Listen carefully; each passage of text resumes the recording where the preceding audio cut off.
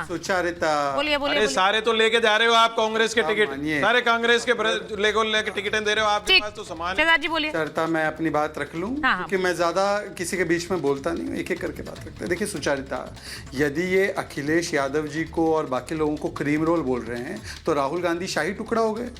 राहुल गांधी राजनीति के शाही टुकड़ा हो गए। हालांकि भाटी जी ये बातों को कैसे आप जो जिनको दे रहे हो उनको ठीक है, उनके नेता क्रीम रोल और अपने नेता शाही टुकड़ा। सुचारिता, मैं बीच में नहीं बोलता और वरुण जी इतने ज्ञानी व्यक्ति है तो मुझे लगता है वो अपनी बारी का इंतजार कर ही सकते हैं। तो मेरे नाम से इंटरप्रेट क्यों कर रहे हो? मैंने अखिलेश के लिए कहा नहीं, मुझे नहीं, मैंने अखिलेश के लिए कहा नहीं, आपने कैसे इंटरप्रेट किया? अरे भाई डिबेट है भाई, लोकतंत्र कायम है ना भाई, तोड़ के डिबेट वाली व्यवस्था थोड़ी लाओगे भाई। एक बार बोलने दीजिए। अच्छा, मिस इंटरप्रेट नहीं कर रहे, वो अपना इंटरप्रेटेशन निकाल रहे हैं आपकी बातों से। आपको नहीं, आपको चलिए ठीक है, मैं ठीक कर देता हूँ, मैं ठीक कर देता हूँ। नहीं सुचारिता, ऐसे डिबेट नहीं बोलिए बोलिए शहजाद जी। सुचारिता जी देखिए, उन्होंने गौरव गोगोई को बोला होगा, फिर उन्होंने गौरव गोगोई और वैभव गहलोत को बोला क्रीम रोल है, ठीक है, क्रीम रोल है और उनके नेता शाही टुकड़ा है, ठीक है, राइट इंटरप्रिटेशन कर दिया। आप दूसरी बात पे आते हैं। देखिए भाटी जी से तो मैं बड़ा, मुझे लगता है कि भाटी जी को मैं सच में अवार्ड देना चाहता हूँ। भाटी जी ने कहा, देखिए सुप्रीम कोर्ट ने ये फैसला सुना है, सुप्रीम कोर्ट ने वो फैसला सुना है, बिल्कुल। और यही राहुल गांधी कहते थे सुप्रीम कोर्ट आरएसएस के ठेंगे के नीचे है, तो मतलब supreme court free and fair है। सुप्रीम कोर्ट ने ईडी सीबीआई पर भी फैसला सुना है कि कोई भी मिसयूज नहीं हो रहा है, उसको भी स्वीकारिए। इसी सुप्रीम कोर्ट ने कहा कि मनीष सिसोदिया भ्रष्ट है, उसको भी स्वीकारिए। तो आधा आधा एक्सेप्ट करना है और आधा एक्सेप्ट नहीं करना है, ये नहीं चलेगा।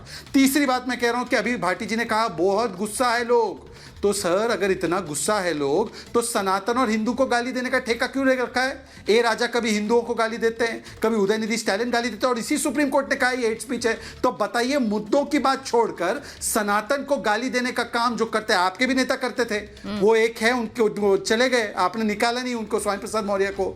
आरजेडी के नेता देते हैं, कांग्रेस तो रोज ही देती है। तो बताइए ना कि अगर इतने मुद्दे हैं तो मुद्दे गिनवाइए। हिंदू सनातन को कभी गाली, प्रधानमंत्री को मारने की बात करना, ये सारी चीजें क्यों करते हैं? बोलिए बोलिए भाटी जी, आप जवाब दे दीजिए। आपके पीछे अखिलेश जी की तस्वीरें लगी हुई है, वो उस कॉन्स्टिट्यूएंसी में भी लग जाएं जहां पे वो चुनाव लड़ेंगे, उसका इंतजार कर रहे हैं।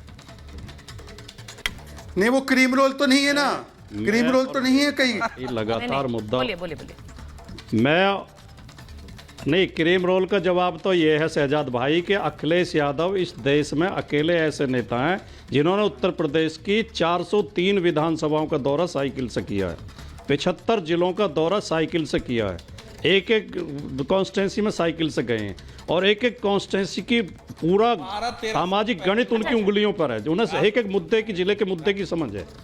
दूसरी बात, मैंने और मेरी पार्टी ने जो मुद्दे उठाए हैं वो पीडीए का मुद्दा है, वो छात्रों के पर्चा लीक होने का मुद्दा है, परीक्षाओं का, वो रोजगार का मुद्दा है, वो किसान के ऊपर गाड़ियां चढ़ाई जा रही हैं, सिर में गोलियां मारी जा रही हैं, वो मुद्दा है, वो सरकारी नौकरी का मुद्दा है, वो पेंशन का मुद्दा है, वो महंगाई का मुद्दा है, वो बेटियों की सुरक्षा का मुद्दा है। हमने कब हिंदुत्व का और सनातन का इसका मुद्दा उठाया? ये बार बार शहजाद पूना वाला उठा रहे हैं। आपकी डिबेट में 3 बार बोलने का मौका मिला शहजाद भाई को, तीनों बार हिंदुत्व सनातन।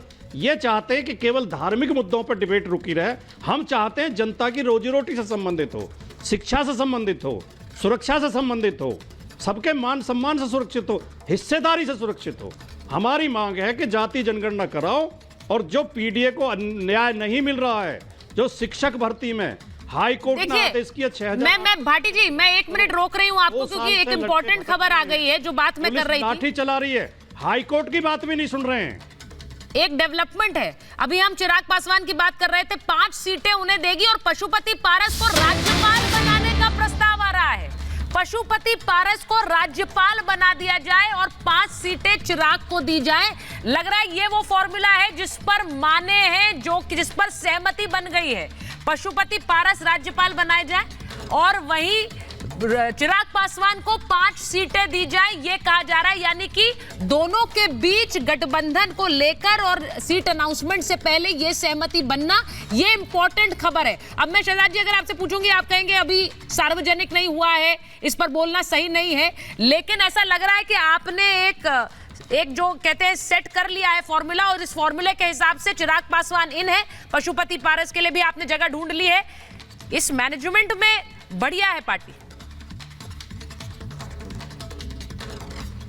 देखिए, मैं अगर आपकी बातों पर, देखिए जब तक अधिकृत रूप से बताया नहीं जाता तो मैं पुष्टि नहीं कर सकता, परंतु मैं आपके अगर तर्क को मान भी लूँ, आपकी न्यूज़ ब्रेक को मान भी लूँ, तो एक मॉडल देखिए, एक मॉडल ये है कि चाहे जितना भी बैर क्यों ना रहा हो कोई दो लोगों में, तो फिर भी एक साथ आ जाते, समागम होता है और एक ही पार्टी इनके गठबंधन में पंजाब में समर्थन देने से इनकार करती है और दिल्ली में समर्थन दे देती है। एक ही पार्टी केरल में समर्थन देने से इनकार कर देती है और बंगाल में जाकर समर्थन दे देती है। तो ये दोनों के बीच में मॉडल का अंतर है कि एक जगह सबका समागम होता है और दूसरी जगह लोगों का विभाजन होता है, क्योंकि मूलतः सोच विभाजनकारी है। पीडीए की हकीकत मान्यवर भाटी जी, शेरवानी जी ने और पल्लवी पटेल ने बताया था। अखिलेश यादव जी साइकिल पर तो निकल गए, परंतु साइकिल के कैरियर पर से 9 लोग निकल गए, आपके चीफ विप निकल गए। भाई उसमें बताइए साइकिल के कैरियर पर किसको बिठा रखा है? मान्यवर बात तो हकीकत की यह है कि रोजगार की स्थिति यह थी, 18% बेरोजगारी दर था आपके समय पर, आज 2% है, इसलिए उत्तर प्रदेश बीमारू राज्य से बाहर निकला है। हकीकत की स्थिति यह है कि आपके ही नेता स्वामी प्रसाद मौर्य, आप ही के नेता चंद्रशेखर, आरजेडी के तमाम नेता, ए राजा, डीएमके के नेता लगातार सनातन को गाली देते और उसके ऊपर आप लोग कोई टिप्पणी नहीं कर पाते। और संदेश खाली में जो महिलाओं पर होता है उस पर अखिलेश जी ने क्या बोला है? आज मैं उम्मीद कर रही हूं आप लोगों की दूसरी लिस्ट आएगी शहजाद जी, उसमें बहुत इंपॉर्टेंट नाम होने चाहिए, क्योंकि आज बिहार पर भी लिस्ट है, कर्नाटक पर भी है और वहीं महाराष्ट्र का जो गणित बिठाया, क्योंकि महाराष्ट्र में भी एकनाथ शिंदे, अजीत पवार के साथ मिलकर जो अब गणित बैठा है उसके हिसाब से कितनी सीटें मिलेंगी वो देखना होगा, इंपॉर्टेंट गणित होगा। मैं बस ये उम्मीद कर रही हूं कि जो प्रचार के लिए उतर रहे हैं पार्टियों को और उम्मीदवारों को उतना समय मिलेगा तभी कोई कंपटीशन या फिर महाभारत असल मायने में हो पाएगी। बहुत बहुत धन्यवाद आप सबका महाभारत में जुड़ने के लिए।